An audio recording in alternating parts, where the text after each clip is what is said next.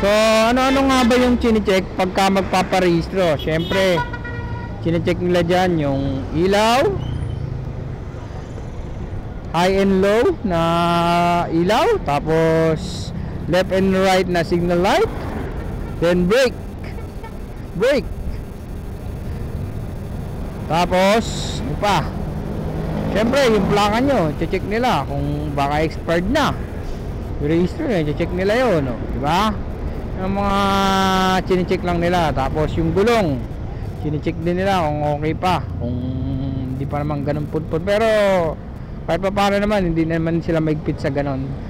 Magka tinitignan lang nila, hindi naman nila inaano yung sa gulong, naman silang problema doon. Basta ang pinaka ano talaga nila doon yung sa emission, kung hindi nakakasira yung motor mo sa kalikasan. Okay, so yun lang ha.